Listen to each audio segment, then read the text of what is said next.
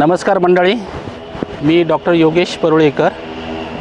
आज आपण या ठिकाणी वांगी या पिकाची लागवडीबाबत माहिती घेणार आहोत आणि वांगीच्या एका विशिष्ट जातीची माहिती, त्याच्या लागवडीसंबंधी माहिती आपण या ठिकाणी घेणार आहोत। आपल्याला माहिती आहे की भात पिकाची काढणी झाल्यानंतर कोकणातील शेतकरी वांगी या पिकाची लागवड व्यापारी पद्धतीने करतो। वांगी हे महत्त्वाचं व्यापारी पीक कोकणामधलं आहे आणि जर आपण वांगीच्या बाबतीत बघितलं तर वांगी पिकाच्या विविध जाती आहेत। त्या विविध जातींची मागणी ही वेगवेगळ्या प्रदेशात वेगवेगळी असलेली आपल्याला दिसून येते। काही ठिकाणी लांब असलेली फळं ही याला मागणी असते, तर काही ठिकाणी मोठी गोल फळं जी विशेषतः भरितासाठी वापरली जातात त्याची लागवड केली जाते, तर काही ठिकाणी अत्यंत छोटी असणारी फळं जी भरलेल्या वांगीसाठी वापरली जातात अशा जातींची लागवड केली जाते। वांगी हे पीक हे भारतातलं स्थानिक पीक आहे आणि त्यामुळे स्थानिक जाती मोठ्या प्रमाणावरती असलेल्या आपल्याला दिसून येतात आणि या स्थानिक जाती या ग्राहकांमध्ये अत्यंत लोकप्रिय आहेत। आता जी आपण जात या ठिकाणी बघणार आहोत ती जात आहे कासरल वांगी म्हणून। आता तुम्ही म्हणाल हे नाव असं काय आहे, तर कासरल हे सिंधुदुर्ग जिल्ह्यातल्या कणकवली तालुक्यातील एक गाव आहे आणि त्या गावामध्ये या जातीच्या वांग्याची लागवड ही गेली 55 ते 60 वर्ष सातत्याने शेतकरी करत आहेत।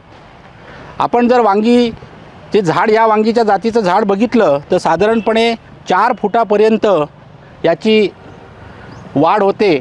अत्यंत सुदृढ अशी ही जात आहे आणि या जातीच्या फळांचा आकार जर आपण बघितला तर साधारणपणे 400-500 ग्रॅमची फळं ही आपल्याला या ठिकाणी दिसून येतील आणि विशेषतः ही फळं ही भरीत तयार करण्यासाठी वापरली जातात। तसंच त्याची चांगली भाजी देखील करता येते। जसं मी मगाशी म्हटलं तसं ही जी जात आहे ही जात त्या कासरल गावामध्ये आणि त्याच्या आजूबाजूच्या गावांमध्ये सातत्याने गेली 55-60 वर्ष लावली जात आहे आणि त्याला त्या स्थानिक बाजारपेठेमध्ये मोठ्या प्रमाणावरती मागणी आहे। आता ही जी शेतकऱ्याची जात आहे ही शेतकऱ्याच्या जातीचा फायदा त्याला मिळण्यासाठी आपण ही जात विद्यापीठाच्या माध्यमातून PPV and FRA हा जो प्रकल्प आहे या प्रकल्पाच्या माध्यमातून त्याची शेतकऱ्याच्या नावाने नोंदणी केली। कासरल गावचे श्री अनिल सावंत यांच्या नावाने आपण ही जात या जातीची नोंदणी केलेली आहे। या जातीची लागवड आपल्याला करायची असेल तर साधारणपणे पावसाळा संपल्यानंतर नोव्हेंबर-डिसेंबरमध्ये रोपं तयार करून आपण याची लागवड तयार करतो। रोपं तयार करण्यासाठी साधारणपणे 25 ते 30 दिवसाचा कालावधी लागतो। लागवडीचं अंतर आहे हे जास्त ठेवायला लागतं, कारण ही जात ही खूप मोठ्या प्रमाणावरती वाढते आपण या ठिकाणी बघता। म्हणून 2 ओळीमधलं अंतर साधारणपणे 2.5 ते 3 फूट, तर 2 रोपांमधलं अंतर हे 2 फूट आपल्याला ठेवायला लागतं।